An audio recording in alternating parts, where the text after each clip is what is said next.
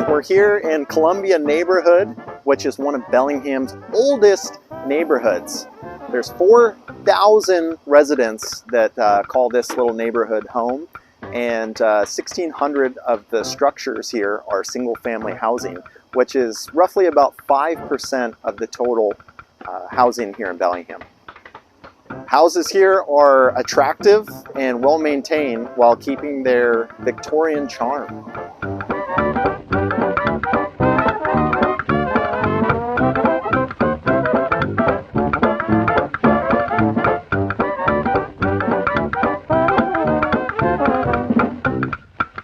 Not only are we covering the Columbia neighborhood, but within the Columbia neighborhood is the Historic Eldridge District. Some cool stuff about this place is it was originally platted in between 1881 and 1884.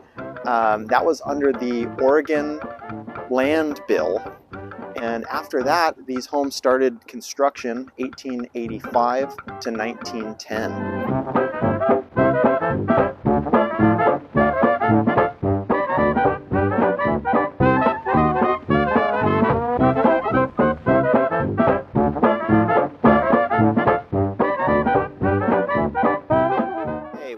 At St. Paul's Episcopal Church, and what's really cool about this church is it still has its original 1884 frame.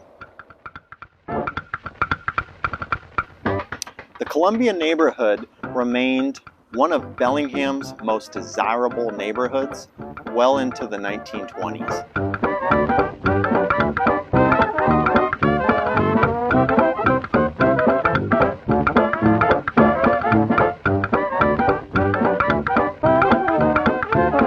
Okay, behind me is the Bolster House, built in 1891 by a gentleman named Mr. Bolster. I don't know his first name, sorry.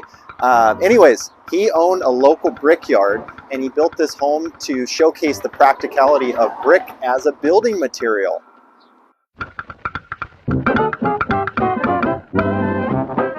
A sign of status in this neighborhood was to import finished pieces from back east and Europe, such as these stones right here.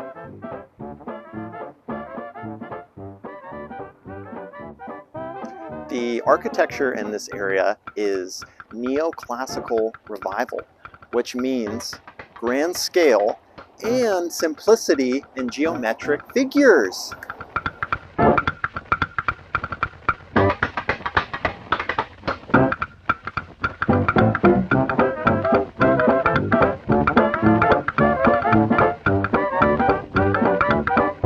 Roofs are high gabled like the one behind me. You also find a lot of roofs that are cross gabled, mansard, or domed. And another really kind of a cool characteristic of this neighborhood is some of the stained glass features that you'll see.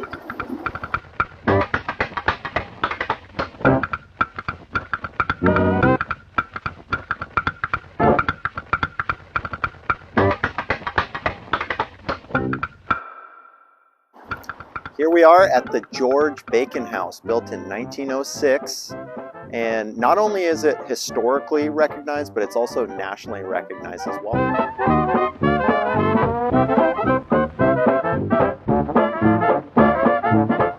Now this house was so notable, and it is so notable, because George Bacon's cousin was a famous neoclassical architect. His name was Robert Bacon.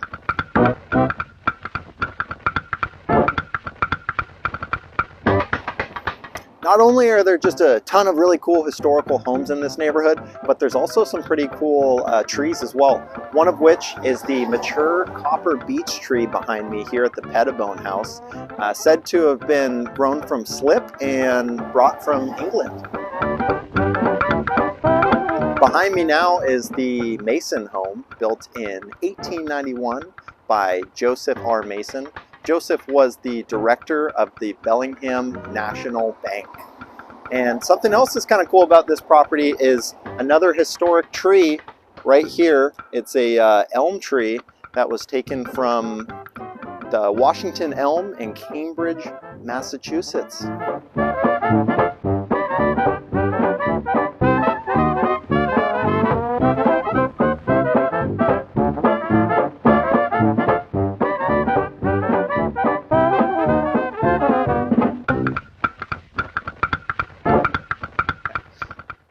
North and South roads are named after Henry Roeder's family, and East and West streets are named after presidents.